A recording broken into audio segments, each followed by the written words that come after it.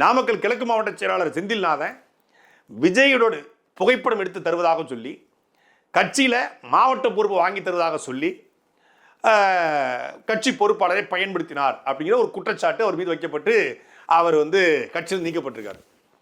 ஆனால் தாவைக்கா தரப்புல கேட்கும்போது என்ன சொல்றாங்கன்னா, இல்லைங்க தவறான செய்தி, அவர் அப்படி எந்தையுமே பண்ணலை, அவர் வேட்டி அழுக்காயிருச்சு நைட் 2 மணிக்கு வேட்டி மாற்றுறதுக்காக இந்த மாதிரி கட்சியினுடைய மாவட்ட பொறுப்பாளர் பெண் நிர்வாகி வீட்டுக்கு அவர் போயிட்டாரு, அப்படி வேட்டியை கலட்டி மாற்றிக்கிட்டு இருக்கும்போது டப்புனு சொந்தக்காரங்க வந்துட்டாங்க, வேட்டி மாற்ற தான் போனார், அழுக்கான வேட்டியை மாற்ற போனார், வேற எதுவுமே இல்லை, அழுக்கு ஏற்பட்டுச்சு.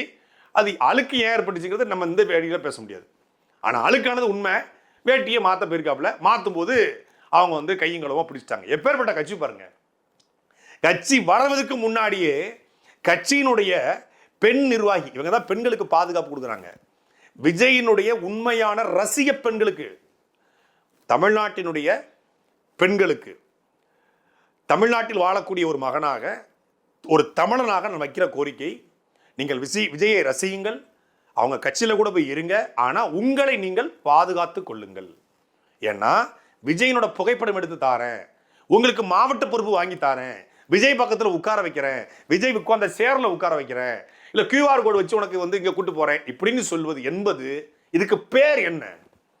நீ எனக்கு 10% கமிஷன் கொடு, அந்த கான்ட்ராக்டை உனக்கு வாங்கித்தரேன்னு சொல்லக்கூடிய இந்த ஆளுங்கட்சியினுடைய அதிகார வர்க்கத்திற்கும், நீ எனக்கு என் கூட இரு, என் கூட அட்ஜஸ்ட் பண்ணு, இது சினிமாவில் தான் கேள்விப்பட்டிருக்கோம். அட்ஜஸ்ட்மெண்ட்லாம் director, producer, cameraman, music director, இந்த மாதிரி நபர்கள் கூட அட்ஜஸ்ட்மெண்ட் பண்ணாதான் படத்தில் நடிக்க முடியும். ஹீரோயின்கள் படத்தில் இவங்க இந்த சினிமாலே இருந்து வந்ததுனால, சினிமாவை பார்த்து பார்த்து வளர்ந்ததுனால, தலைவன் எவ்வளியோ தொண்டன் எவ்வளி,